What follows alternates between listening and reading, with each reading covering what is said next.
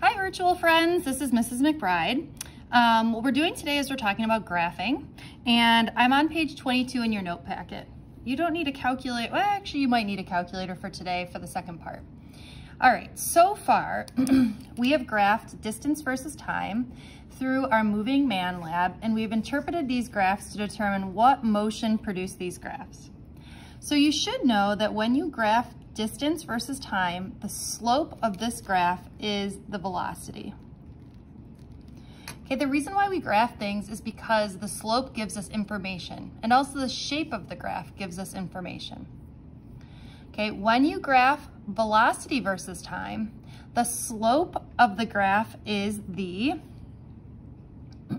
acceleration, and the area under the curve, and we'll talk more about this, is the distance traveled. Now, this is super important here, okay? This is like the stuff that you really need to memorize in order to move forward. Okay, so what we're gonna do is for each type of motion, we're gonna sketch the distance versus time graph and the velocity versus time graph and the acceleration versus time graph. And you're gonna circle the information regarding the velocity and the acceleration. We're gonna do a couple together first. All right, so you should know that if you are walking or running at a constant velocity, you should get something that looks like this. Again, you should have learned that in the Moving Man lab, that if you're walking or running at constant velocity, you get this nice graph, which I will call a slant, okay? From here, we need to figure out what's going on with the velocity. Now, the velocity is what? The velocity is the slope. So I'm basically saying, is the slope of this line constant, zero, or changing? So for me, I'm saying, look, the slope of the line is pretty darn constant. This helps us when we go to do a velocity versus time graph. So if the slope of the line is constant, this tells me that I'm going to have a graph that looks something like this. Like, look, here's the velocity being constant, okay?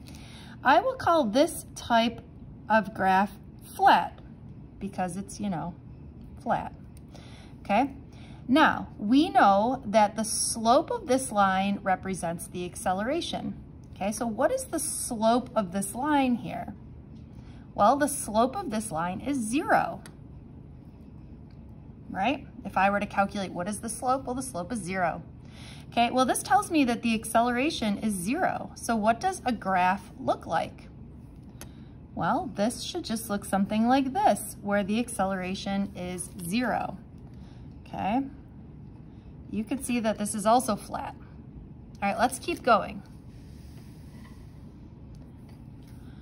When something is accelerating or speeding up, we should see this type of shape, which again, you should have learned from the Moving Man lab. We see this nice sort of curved shape, or in math, you might think like, oh, that looks like y equals x squared, okay? I like to call this shape a swoop. I'm guessing that's how you spell that, a swoop, okay? So the velocity represents the slope of this line. Is the slope of this line constant, 0, or changing? Well, I would say it's changing, right? Because here the slope is flatter than here and here, right? The slope of the line is changing. So what I'm expecting to see is the velocity is changing, okay? We are accelerating, so we're starting out sort of like at a velocity of 0, and we're going to a velocity of something, so I would see something like this. We called this shape slant, right? All right, from here, the slope of this line represents the acceleration. The acceleration is what? Constant, 0, or changing? Well, to me here, the slope looks pretty constant, so I'm going to say the acceleration is constant. Okay, if the acceleration is constant, it might look something like this. Here's our flat friend again. Okay, so do you notice a pattern here? I want you to read sort of left from right. I think that this will help you because Do you notice that they always follow a certain pattern? They always go swoop, slant, flat. And once you go flat, you can sort of never go back. You're always flat no matter what happens, okay? So if this one is a swoop, the next graph has to be a slant, and the next graph has to be a flat because I'm following along the pattern here. Up here, if we start at a slant, then the next graph is flat and flat and flat and flat and flat, okay? So let's see if we can use this idea of swoop, slant, flat as we keep going. All right, now what happens if we're decelerating? So we're slowing down here, right? We're starting out fast and we're slowing down, okay? This is a what type of shape? I hope you said swoop, which means that the next graph has to be what? Hopefully you said slant, which means that the next graph has to be flat. Now let's say you don't like that idea and you still want to go back to this. Well, we can do that too, right? So in this case here, is the velocity or the slope of that line constant, zero, or changing? I would say the slope is changing, right? We start out real steep and then we go to a different slope, okay? So it's changing, but specifically in this case, we have a high velocity and we go to a zero velocity. So we might see a slant, but it looks like that, right? What is the slope of this line? Well, the slope of this line is the acceleration. Is the acceleration constant, zero, or changing?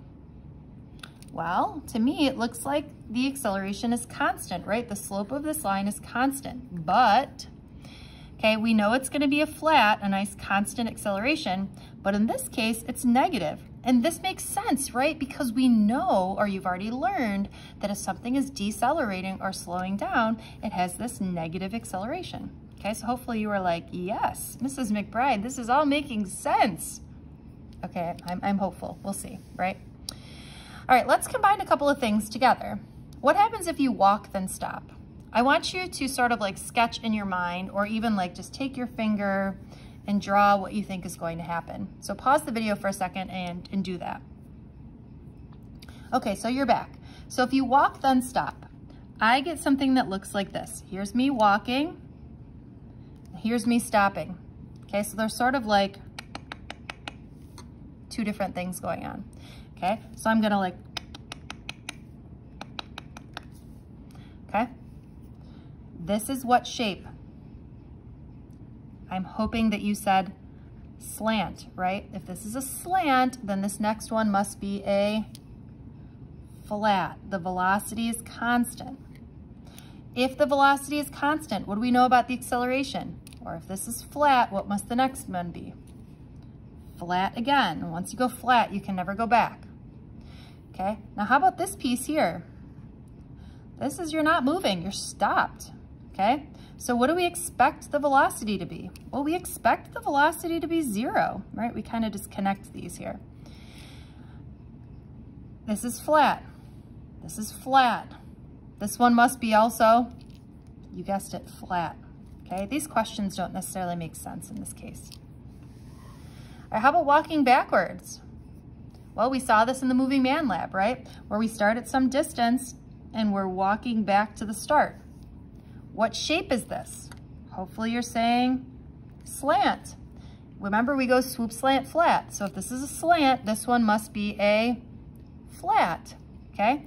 What's different about this? Well, I would say, thinking about the slope here, this has some negative velocity. So I'm going to say that this is flat, but in the negative direction. If this is flat, then what must this be? Flat, right? Once you go flat, you don't go back, right? Okay, I hope that makes sense. Now what I want you to do is flip to page,